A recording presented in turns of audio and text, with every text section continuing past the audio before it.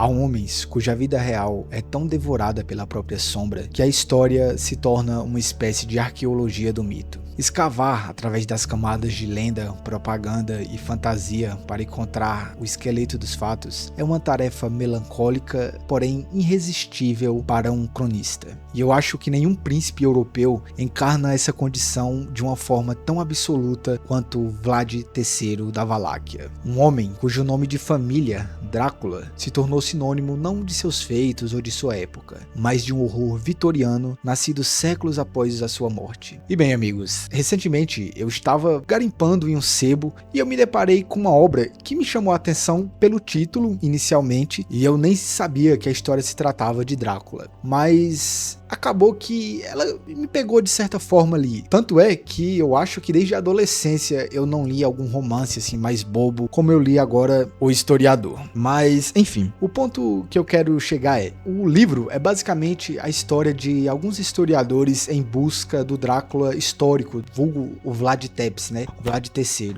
E o que me chamou a atenção foi justamente porque o livro tem uma puta pesquisa histórica, então tem muitos fatos históricos ali sobre essa figura que, pelo menos pra mim, é um tanto curiosa, porque, por exemplo, eu li Drácula alguns anos atrás e me apaixonei pela obra completamente, um dos meus romances favoritos pra sempre, porém, eu obviamente fiquei sabendo que supostamente o Drácula teria sido inspirado em um príncipe real que existiu, que empalava pessoas e que era um demônio, enfim. A partir disso, eu pesquisei ali por alto e vi que realmente tinha existido, mas até onde isso são fatos? Até onde Bram Stoker realmente inspirou nessa figura histórica? E também até onde a história que a gente conhece desse Vlad é real, dele ser um demônio, uma coisa desse tipo? E até onde ele é, por exemplo, romantizado como um herói cristão? Porque eu vi que tem muita romantização desse lado cristão dele, mas enfim, tudo isso se embaralhou na minha cabeça e eu acabei lendo 2 livros aqui e rabiscando algumas coisas que deram origem a esse vídeo. Então, basicamente, vamos conhecer a sua história e talvez comentar um pouco sobre esse outro lado. Até onde Drácula realmente inspirou o Drácula do Bram Stoker e o que é mito, o que é fato, o que é uma romantização criada séculos depois. Enfim, para responder todas essas perguntas, é preciso antes conhecer a sua história.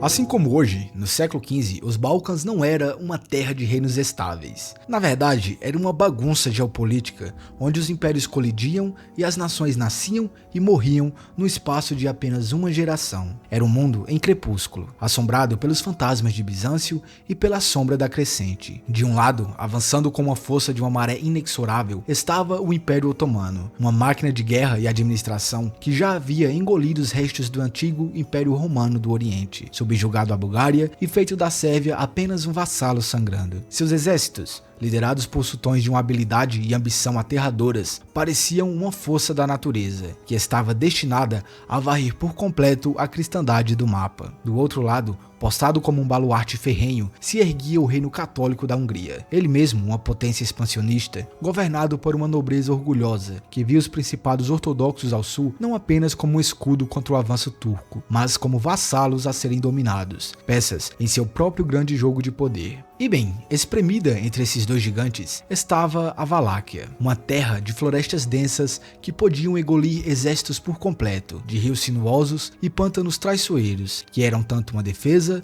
quanto uma prisão. Era um reino definido por sua precariedade, governado por uma nobreza turbulenta de boiardos, cujas suas lealdades mudavam com as estações, e por um sistema de sucessão que era um convite aberto à guerra civil. Por lá, a coroa não passava de pai para o filho primogênito. Ela era oferecida ao candidato mais forte ou mais astuto da família real, fosse ele legítimo ou bastardo, desde que pudesse conquistar o apoio dos clãs boiardos. Essa instabilidade era a condição existencial da Valáquia, uma ferida aberta que tanto húngaros quanto otomanos exploravam com maestria, apoiando seus próprios pretendentes e mantendo o principado em um estado de crise perpétua. Entre 1418 e 1476, um período de apenas 58 anos, a Valáquia testemunhou 29 reinados distintos por 11 príncipes diferentes, resultando em um tempo médio no poder de apenas 2 anos. A governança não era sobre a administração, mas sobre a sobrevivência diária em meio àquele caos. E bem, mesmo Mesmo nesse cenário sangrento, a memória de um tempo de glória ainda pairava. Era o legado de Mircea, o Velho, avô de Vlad III, cujo longo e estável reinado representou um breve momento de poder e respeito para a Valáquia. Mircea havia desafiado os otomanos e consolidado o reino, se tornando uma figura lendária, um padrão dourado contra o qual a vida brutal e desesperada de seu neto seria medida. A trajetória de Vlad Drácula não pode ser compreendida como a de um monarca tradicional em um reino ordenado. Na verdade, ele foi um verdadeiro senhor da guerra, que operou em um estado de anarquia endêmica, onde cada aliança, cada expurgo e cada ato de terror era uma aposta de alto risco pela sobrevivência no curto prazo. A história de Vlad começa como todas as histórias de príncipes, com seu pai. Vlad II não era um governante provinciano isolado. Na verdade, ele foi uma figura que navegou pelos corredores do poder europeu, um homem cuja identidade foi forjada na complexa teia de alianças do século XV. Sendo filho ilegítimo do grande Mircea, o Velho, sua bastardia não era um obstáculo ao trono, segundo o costume valáquio. Em sua juventude, ele foi enviado como garantia de alianças para a corte do mais poderoso monarca da cristandade, Sigismundo de Luxemburgo, Sacro Imperador Romano e rei da Hungria. Em Buda e na cidade imperial de Nuremberg, o jovem Vlad foi imerso na cultura cavalheiresca, na pompa e na alta política de um mundo que era o bastião da fé. O clímax dessa formação ocorreu em fevereiro de 1431, em Nuremberg. Em uma cerimônia grandiosa, Sigismundo induziu Vlad II na prestigiosa e seleta Ordem do Dragão. Essa não era uma mera honraria. A ordem era uma aliança militar e religiosa, uma sociedade de elite com apenas 24 membros, incluindo os reis de Aragão e da Polônia, dedicada a uma missão dupla: defender a cruz contra os infiéis otomanos e esmagar a heresia dos hussitas na Boêmia. Seus membros juravam lealdade a Cristo e ao imperador, e usavam como emblema um dragão com a cauda enrolada no pescoço, esmagado sob o sinal da cruz. Ao aceitar essa honra, Vlad II marcou a si mesmo e a sua linhagem para sempre. Ele adotou o dragão como símbolo pessoal, o cunhando em suas moedas e o ostentando em seus estandartes. Por isso, ele ficou conhecido como Vlad Dracul, ou traduzindo, Vlad o Dragão. Consequentemente, seus filhos seriam conhecidos pelo patronímico Drácula, filho do dragão. Porém, a língua romena ainda guarda algo curioso. A palavra Drake também significava diabo, ou ambiguidade que alimentaria sua lenda sinistra pelos próximos séculos. A própria identidade da casa Draculeste foi forjada em um paradoxo. Vlad II era um príncipe ortodoxo, governante de um povo que era devotamente ortodoxo. No entanto, sua sobrevivência política e sua maior honraria vinham de sua aliança com uma ordem militar distintamente católica e antagônica à fé ortodoxa. Essa tensão definiu seu reinado. Para o Ocidente, ele foi um cruzado, para seu povo, um líder de sua fé ancestral, e para os otomanos, cada vez mais um vassalo relutante que pagava tributo para manter a paz e a própria cabeça. Vlad III herdou um ato de equilíbrio impossível, nascido de um nó de lealdades conflitantes, e a sua história de vida foi a história de como esse nó se desfez em um mar de violência.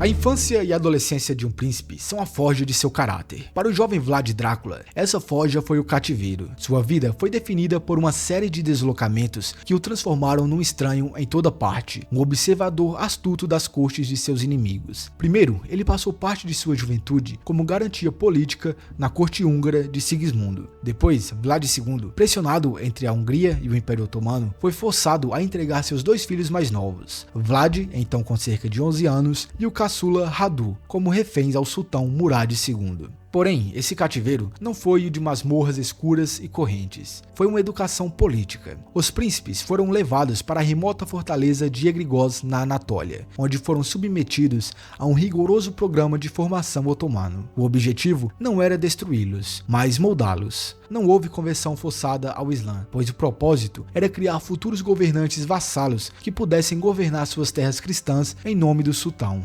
Eles aprenderam a língua turca, que Vlad dominaria com fluência. Estudaram o Alcorão e foram treinados nas artes da guerra e da administração otomana. Eles observaram em primeira mão a disciplina dos janizaros, a velocidade da cavalaria ciparri e a complexa burocracia que sustentava um império em expansão. E muito provavelmente, durante esse período, eles ainda tiveram contato com o jovem príncipe otomano, que se tornaria seu maior adversário, Mehmed II, o futuro conquistador de Constantinopla. E bem, foi nesse ambiente que as personalidades divergentes dos irmãos se cristalizaram. Radu, que se tornaria conhecido como o Belo, era charmoso e adaptável. Ele floresceu na corte, se tornando o favorito dos otomanos e abraçando sua cultura e costumes, segundo alguns cronistas do próprio Mehmed. Já Vlad era um desafiador, orgulhoso e intratável. Seu temperamento explosivo e sua recusa em se curvar lhe renderam até punições físicas, mas também forjaram nele um aço de resistência. Cada dia no cativeiro aprofundava seu ódio, não apenas contra seus captores, mas também contra seu irmão complacente, cuja aceitação àquela vida ele via como uma traição. No entanto, essa experiência deu a Vlad uma vantagem estratégica única, nascida da intimidade com o ódio. Ao contrário de outros líderes cristãos que viam os otomanos como um monólito bárbaro e alienígena, Vlad os conhecia por dentro. Ele entendia sua língua, sua cultura,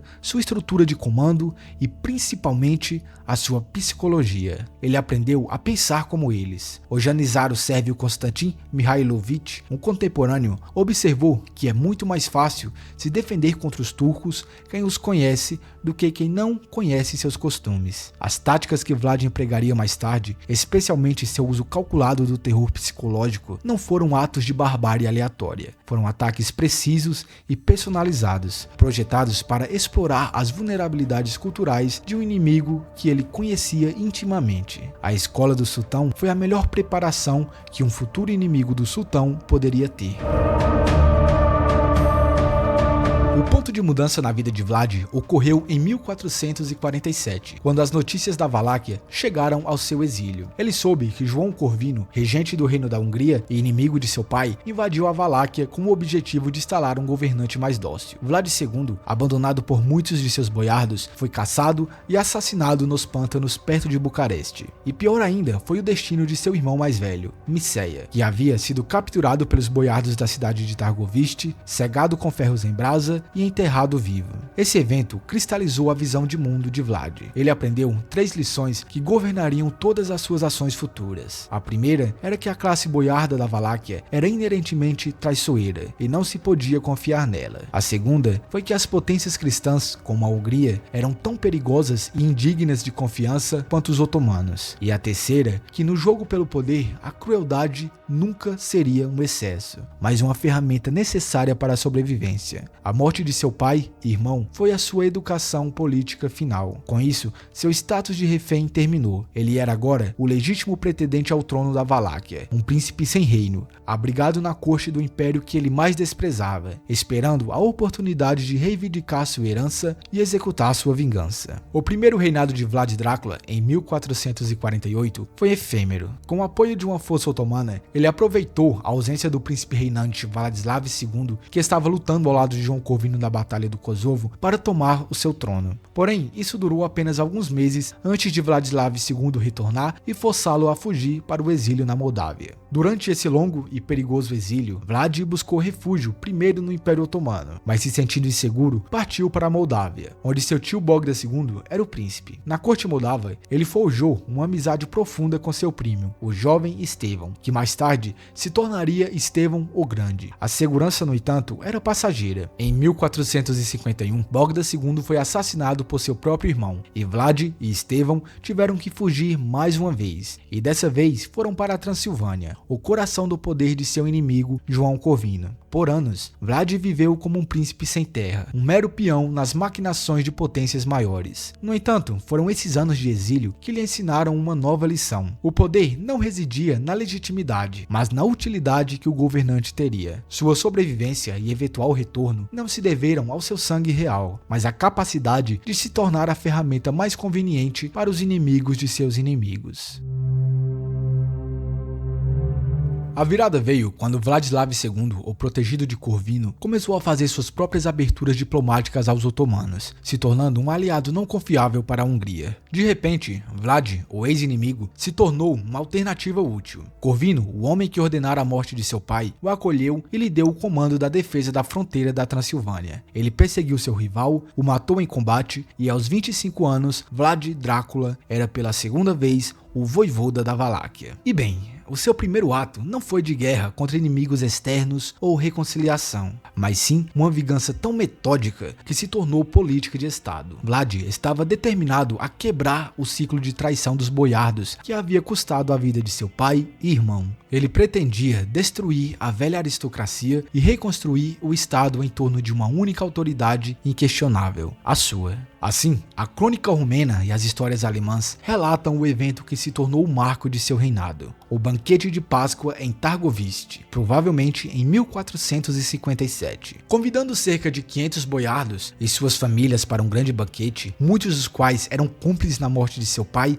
e irmão, ele esperou que a festa terminasse. Segundo as crônicas, ele interrogou os nobres, um por um, sobre quantos príncipes eles lembravam de ter servido. Dessa forma, ele expôs a crônica estabilidade que eles próprios haviam fomentado. E bem, a sentença foi imediata e brutal. Os boiardos mais velhos e suas esposas foram arrastados para fora das muralhas da cidade, e então foram empalados em estacas afiadas, deixados para morrer em agonia. Os mais jovens, junto com suas famílias, ainda vestidos com suas melhores roupas de festa, foram acorrentados e forçados a uma marcha de 2 dias até as ruínas do castelo de Poenari, uma fortaleza estratégica nos contrafortes dos Cárpatos. Ali, eles foram forçados a trabalhar como escravos, reconstruindo a fortaleza de Vlad, até que suas roupas se desfizeram e eles morreram de exaustão. Esse ato de terror foi uma forma de engenharia social e política. Vlad identificou a classe boiarda, com seu poder descentralizado e lealdades fluidas, como a causa raiz da fraqueza e das traições da Valáquia. Ele erradicou a velha nobreza e, em seu lugar, criou uma nova elite de sua própria autoria. Ele confiscou suas vastas propriedades e as distribuiu a homens de origens mais humildes, os Viteji, soldados camponeses livres promovidos por mérito militar e lealdade a ele. Ele também estabeleceu um exército permanente e uma guarda pessoal, os Sluj, cuja fidelidade era para com o homem que lhes pagava, não para com um clã ou um pedaço de terra. Vlad começou a reconstruir a Valáquia à sua própria imagem, centralizada, militarizada e governada por um terror absoluto. Com o poder interno consolidado pelo terror, Vlad voltou sua atenção para o norte, para as ricas e orgulhosas cidades mercantis alemãs da Transilvânia. Centros como Brasov e Sibiu, além de potências econômicas e autônomas, eram espinhos políticos no flanco de Vlad. Durante seu exílio, elas haviam apoiado seus rivais, como Dan III e seu meio-irmão, Vlad o Monge, e ainda depois disso, continuavam dando refúgio a boiardos que haviam escapado de seus expurgos. Isso era uma ameaça intolerável à sua soberania. Então, o que se seguiu entre 1458 e 1460 foi uma guerra travada tanto nos livros de contabilidade quanto nos campos de batalha. Primeiro, Vlad lançou um ataque econômico. Ele revogou os antigos privilégios comerciais dos saxões, forçando suas caravanas a passar por postos de controle específicos na Valáquia, onde eram obrigados a vender suas mercadorias a preços fixos e desfavoráveis, uma política que foi projetada para quebrar o monopólio e fortalecer a nascente classe mercantil Valáquia. E bem, os saxões resistiram, ignorando os decretos e ainda apoiando seus inimigos. E por conta disso, a guerra econômica se transformou em uma campanha de extermínio. Vlad lançou uma série de incursões sobre o território saxão. Em 1459, as suas tropas queimaram os subúrbios de Brasov, destruíram colheitas e massacraram a população rural. Em uma colina próxima à capela de São Jacó, ele mandou erguer uma floresta de estacas e empalou centenas de cativos, homens, mulheres e crianças. E ainda, em meio aos gritos moribundos e ao cheiro de carne queimada, as crônicas narram que Vlad se sentou em uma mesa e, com grande prazer, enquanto o sol nascia, tomou seu café da manhã. E bem, esses massacres foram espetáculos públicos de terror que eram projetados para quebrar a vontade econômica e política de seus adversários. E foram precisamente essas atrocidades contra os saxões que garantiram a infâmia duradoura de Vlad, pois aquelas vítimas não eram apenas comerciantes, eram uma comunidade alfabetizada com conexões diretas com a tecnologia de comunicação mais poderosa daquela época, a prensa de tipos móveis de Gutenberg na Alemanha. Assim, relatos horríveis de seus feitos, acompanhados de xilogravuras chocantes que o retratavam comendo entre os empalados, foram impressos em panfletos que se espalharam rapidamente pelo Sacro Império Romano. Obras como De um tirano que se chamava Drácula, o voivoda da Valáquia, e xilogravuras de impressores como Marcus Eyre e Matthias Ruppf se tornaram os primeiros best-sellers de terror da Europa. Assim, a imagem de Drácula como o arquétipo do mal foi moldada por uma propaganda de guerra, e apesar de seus atos realmente brutais, os números e relatos foram em grande parte exagerados e inflados por seus inimigos.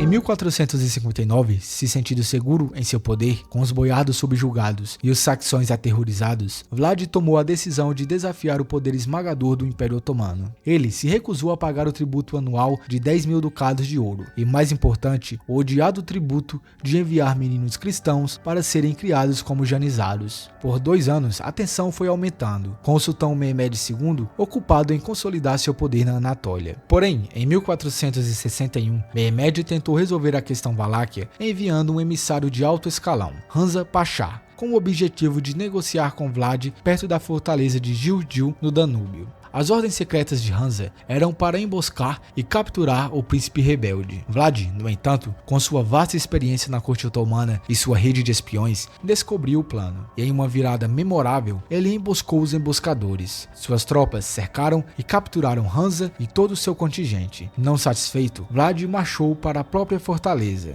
Disfarçado como oficial turco e usando sua fluência impecável na língua, ele enganou os guardas do portão, que o admitiram dentro da fortaleza. E uma vez lá dentro, seus homens escondidos se revelaram e a guarnição otomana foi completamente massacrada. Esse ato foi uma claríssima declaração de guerra, e durante o inverno gelado de 1461 a 1462, com o Danúbio congelado e transformado em uma ponte de gelo, Vlad lançou uma campanha sem precedentes em território búlgaro controlado pelos otomanos. Seus pequenos e rápidos destacamentos de cavalaria varreram a região de Vidin a Rahova, queimando fortes, pilhando cidades e massacrando milhares de súditos otomanos, tanto muçulmanos quanto cristãos búlgaros. Em uma carta ao rei da Hungria Matias Corvino, datada de 11 de fevereiro de 1462, ele relatou ter matado mais de 23.000 turcos e búlgaros, anexando como prova 2 grandes sacos, que estavam cheios de orelhas, narizes e até cabeças cortadas. Os comandantes otomanos capturados foram levados para Targovitz e lá foram empalados com as estacas mais altas e proeminentes, que eram reservadas para os de maior patente, em um insulto pessoal ao próprio sultão. Essa campanha de inverno foi uma performance macabra, que foi cuidadosamente encenada para 2 audiências. Para os otomanos, foi uma clara demonstração de que a conquista da Valáquia teria um custo insuportável em sangue e horror. E para o Ocidente, foi um espetáculo de fervor cruzado, um currículo sangrento projetado para provar seu valor e incitar uma nova cruzada. Vlad estava usando a brutalidade como sua forma mais potente de diplomacia. A primavera de 1462 trouxe a fúria de Mehmed II. O conquistador de Constantinopla, insultado e desafiado, não enviou um general. Ele mesmo foi pessoalmente e liderando um dos maiores exércitos já reunidos pelo Império Otomano, uma força gigantesca de talvez mais de 90.000 homens, incluindo a elite dos janizaros e da cavalaria Sipahi, acompanhada por uma poderosa artilharia de 120 canhões. O objetivo era não apenas punir Vlad, mas apagar a Valáquia do mapa como um estado autônomo e transformá-la em uma província otomana. Contra essa avalanche, Vlad podia reunir no máximo 30.000 homens, uma mistura de seus leais viteji, mercenários e um exército de camponeses recrutados à força. Sabendo que uma batalha campal seria suicídio, ele recorreu a uma guerra total e de terra arrasada. À medida que o exército otomano avançava, encontrava uma terra desolada. As colheitas haviam sido queimadas, os poços envenenados com carcaças de animais, e a população e o gado foram levados para as montanhas. Pequenos rios foram represados para criar pântanos artificiais. atolando a pesada artilharia e as caravanas de suprimentos otomanas. Dia e noite, os destacamentos de cavalaria de Vlad, se movendo como fantasmas através das florestas que conheciam tão bem, assediavam as colunas otomanas, atacando seus batedores e retardatários. Eram verdadeiros demônios que atacavam suas vítimas que não sabiam nem de onde vinham. O clímax da campanha veio em duas partes, duas obras-primas de audácia e terror psicológico. A primeira foi o ataque noturno de 17 de junho de 1462. Tendo obtido a localização exata da tenda do sultão, através da tortura de prisioneiros, Vlad liderou 7.000 de seus melhores cavaleiros em uma incursão suicida no coração do acampamento otomano. O objetivo era assassinar Mehmed. A cavalaria valáquia irrompeu no acampamento adormecido, causando pânico e carnificina. Eles cortaram as cordas das tendas, abateram homens e animais e chegaram bem perto do pavilhão imperial, mas os janizaros formaram um anel ao redor de seu mestre e repeliram o ataque. A incursão falhou em seu objetivo principal, mas deixou o exército otomano completamente abalado e com perdas estimadas em até 15.000 homens. E bem, mesmo com tudo isso, o exército otomano não parou, e poucos dias depois, quando finalmente se aproximou da capital, Targovist, eles encontraram o segundo ato de Vlad. Em um vale de 3 km de comprimento por 1 de largura, se estendia a Floresta dos Empalados. Cerca de 20.000 prisioneiros turcos que foram capturados durante a campanha de inverno estavam empalados em uma exibição grotesca de decomposição. Pássaros faziam ninhos em seus peitos abertos. O fedor da morte era avassalador. A visão foi tão horrível que o moral do exército otomano, endurecido pela batalha, se quebrou. O próprio Mehmed II, um homem que não era estranho à carnificina, teria recuado em choque, admitindo que não poderia conquistar a terra de um homem capaz de tais feitos, terríveis e antinaturais, e que tal homem seria digno demais. Ele mudou o campo de batalha do físico para o psicológico, e a Floresta dos Empalados foi uma arma decisiva. Não foi projetada para destruir o exército otomano, mas para destruir sua vontade de lutar. Confrontado com a guerra de atrito, as perdas e o choque psicológico, Mehmed ordenou a retirada do grosso de seu exército da Valáquia. Vlad não venceu quebrando o exército de Mehmed, mas quebrando o seu espírito. Apesar de ter forçado a retirada do poderoso sultão, a vitória de Vlad teve um alto custo. Seu país estava devastado pela política de terra arrasada, e sua nobreza, exausta pela guerra perpétua, ansiava pela paz que seu irmão Radu, o Belo, prometia. Mehmed II, em uma bela jogada, havia deixado Radu para trás com um contingente de tropas otomanas e o apoio de boiardos exilados. Se apresentando como candidato da paz e da estabilidade, Radu rapidamente ganhou o apoio da maioria dos boiardos, que desertaram de Vlad em massa. Isolado e sem apoio, Vlad fugiu para a Transilvânia no final de 1462, buscando encontrar seu aliado, o rei Matias Corvino, que supostamente estava marchando em seu auxílio com o exército cruzado. Vlad tinha todas as razões para esperar apoio. Ele era um vassalo do rei húngaro, havia lutado em seu nome e sua campanha contra os otomanos estava perfeitamente alinhada com a política papal de uma cruzada cristã, para a qual Matias havia recebido fundos substanciais. Vlad esperava receber um novo exército para reconquistar o seu trono, mas em vez de um salvador, o que ele encontrou foi um carcereiro. Matias havia recebido fundos do Papa para uma cruzada que ele não tinha intenção de lutar, estando mais interessado em seus próprios conflitos na Europa Central. Para justificar esse ato de traição chocante aos olhos do Papa e do resto da Europa cristã, que viam Vlad como um herói, Matias produziu um lote de cartas forjadas. Essas cartas, supostamente interceptadas, provavam que Vlad era, na verdade, um traidor que tinha conspirado com o sultão para atacar a Hungria e a Transilvânia, o que não fazia o menor sentido. O homem que acabara de criar a Floresta de Empalados com 20.000 turcos dificilmente seria um aliado secreto do sultão, mas ainda assim a história serviu o seu propósito, e a prisão de Vlad foi o prego final no caixão do ideal de cruzada do século XV. Por 12 longos anos, o temido empalador permaneceu prisioneiro na Hungria, principalmente no Palácio Real de Visegrad, com vista para o Danúbio. Seu cativeiro, no entanto, não foi o fim de sua carreira, mas uma recalibração de seu valor político. Um Vlad livre e guerreando era um problema imprevisível, mas um Vlad prisioneiro era um ativo valioso. Ele era um bicho papão a ser exibido aos seus embaixadores embaixadores otomanos, um pretendente legítimo a ser usado como alavanca contra Radu e um bode expiatório para o papado. Com o tempo, sua prisão se abrandou. Em um ato de pragmatismo político, Vlad foi reabilitado. Ele se converteu ao catolicismo, renunciou à sua fé ortodoxa e se casou com Ilona Islai, prima do próprio rei Matias. Essa foi a transformação de uma arma selvagem em uma ferramenta controlada no arsenal político do rei. Matias havia neutralizado a ameaça imediata que Vlad representava, mas ainda manteve o valor de sua reputação sob seu controle direto.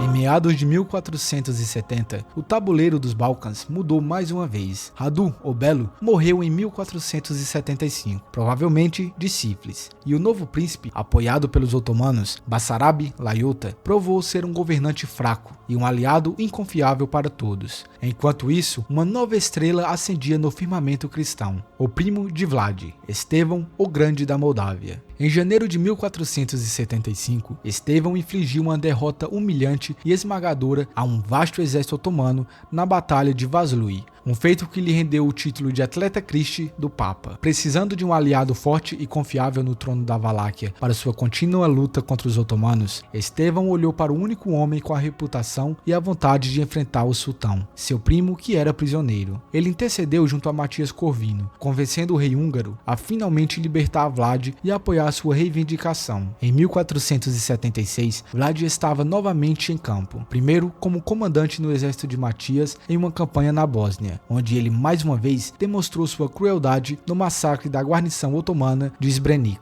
No outono de 1476, uma força combinada de húngaros, transilvanos e moldavos, com Vlad e o general Estevão Báthory no comando, invadiu a Valáquia. Eles derrotaram Basarab Layota, e em 1476, Vlad Drácula foi coroado príncipe pela terceira e última vez. Seu retorno, no entanto, foi a tragédia de um herói anacrônico. O cenário político daquele ano não era o mesmo de 1462. A Valáquia estava exausta e seus boiardos, tendo experimentado uma década de paz relativa, preferiram a estabilidade da vassalagem otomana em vez da guerra perpétua que Vlad representava. Ele foi restaurado ao poder por forças externas, mas não tinha mais uma base de poder interna. O próprio Estevão, em uma carta, relatou que Vlad não confiava nos valáquios e pediu uma guarda de 200 cavaleiros moldavos para sua proteção. Seu reinado durou menos de 2 meses. Assim que o exército húngaro-moldavo partiu, Basarab Layota retornou com reforços otomanos. Vlad foi para a batalha com uma força muito menor, composta principalmente por sua pequena guarda pessoal. Assim, em algum momento de dezembro de 1476 ou janeiro de 1477, Vlad foi morto em uma batalha ou emboscada perto de Bucareste. As circunstâncias exatas de sua morte são um pouco obscuras, com crônicas relatando que ele foi morto pelos turcos, traído por seus próprios homens ou até mesmo morto acidentalmente por sua guarda moldava na confusão da batalha. Porém, o que é certo é que sua cabeça foi cortada, preservada em mel e enviada a Constantinopla, onde foi exibida em uma estaca, um troféu final para seu grande inimigo. O corpo mutilado supostamente foi enterrado por monges no mosteiro de Snagov,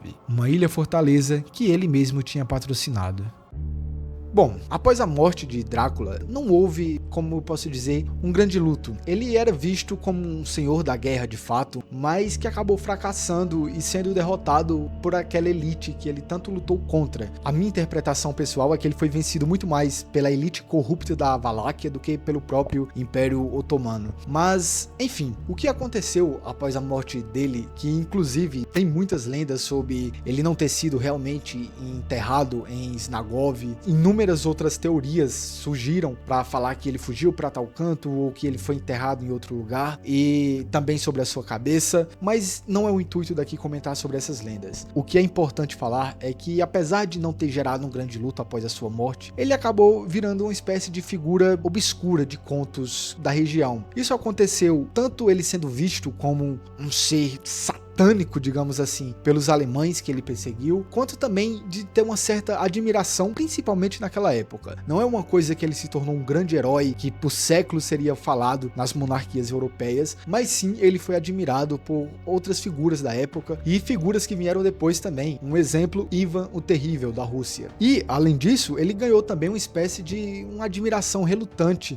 dos otomanos, né, que sofreram em suas mãos. Então, surgiram lendas otomanas que, apesar de demonizá-lo, tinha uma certa admiração pela forma que ele lutou e enfrentou os otomanos. E localmente, as suas histórias se tornaram histórias de folclore mesmo, uma coisa que servia para divertir ou para dar exemplo, porque por conta da forma que ele governou, muitas histórias que talvez tivessem algum fundo de verdade e depois se modificaram, surgiram. Citando aqui alguns exemplos, tem por exemplo uma história do Cálice de Ouro, que seria um cálice que o Vlad, para testar o seu povo, né, colocou durante todo o seu reinado na principal praça de de Targoviste. Mas enfim, esse cálice ficou ali durante todo o seu reinado e nunca foi roubado, porque, bem, digamos que o sujeito tinha uns métodos bem grotescos de punir os criminosos. E essa questão da punição dele leva a outro mito, que talvez tenha algum fundo de verdade, de ele ter tocado fogo em todos os mendigos e criminosos ladrões que estavam ali no seu reino. Ele basicamente juntou todo mundo, fez um banquete, a exemplo daquele que ele fez com os nobres, e basicamente fechou as portas e botou fogo em todo mundo que estava lá dentro.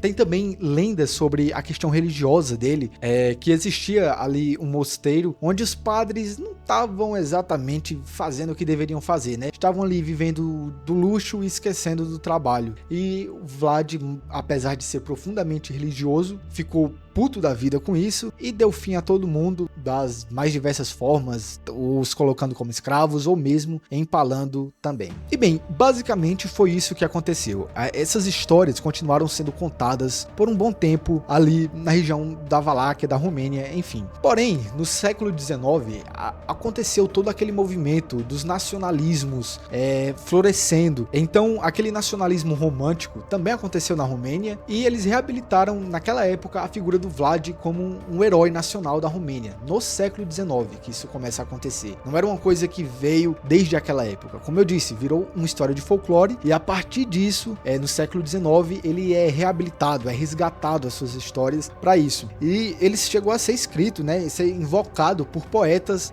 bem conhecidos da época, e como por exemplo o Mihai Eminescu. Ele escreveu sobre Vlad em uma de suas obras, o retratando como sendo muito severo e punitivo, mas como um herói justo, né, que não fazia mal a quem não merecia. Ele apenas fazia justiça contra aquela elite ali da Valáquia. E além dessa questão das elites, né, da época, que funcionava como uma crítica, é aqui também que ele começa a ser usado como um símbolo de resistência contra a dominação estrangeira, né? A Romênia é um país que sofreu muito, sempre foi muito invadido por outras nações, né? Ele é meio como a Polônia ali mais em cima, que fica entre a Rússia e o restante da Europa. Então acabou que ela sempre foi muito invadida e Drácula, naquela resistência contra os otomanos, acabou sendo resgatado como um símbolo de resistência. E posteriormente no século XX, ele viria a ser ainda mais distorcido de fato durante o regime comunista da Romênia. O Nicolae Ceausescu, ele acabou distorcendo a figura do Drácula para, digamos que, parecer com ele e pegar esse herói e fazer toda essa lavagem cerebral,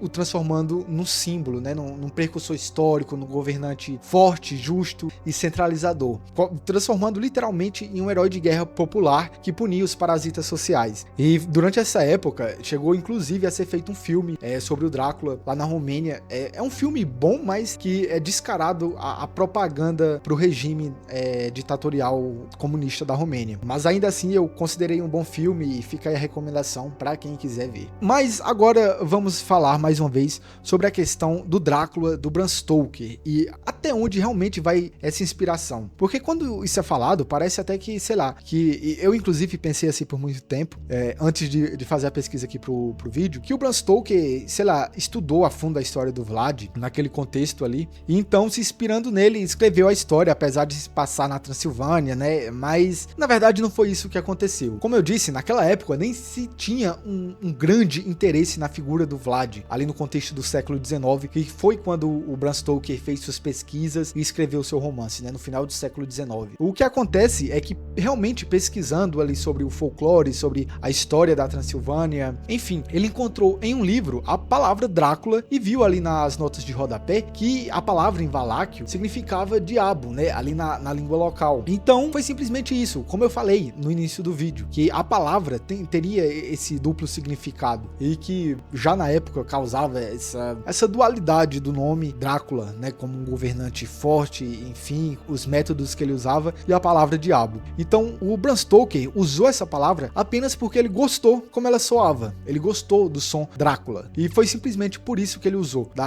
por conta da sonoridade e da vibe que ela invocava. Não teve realmente um grande trabalho de pesquisa sobre Vlad Tepes. Teve, lógico, uma influência da questão do Conde ali na região, lógico que a história se passa, enfim, mas é isso, não vai muito para além disso. E bem, é basicamente essa a história do Vlad III, Vlad Drácula, Vlad Tepes, enfim, como você preferir chamar, o Empalador. E bem, esse foi o primeiro vídeo do nosso mês especial de Halloween. Teremos mais 5 vídeos, espero eu conseguir entregá-los. E é isso, no mais, valeu e até a próxima.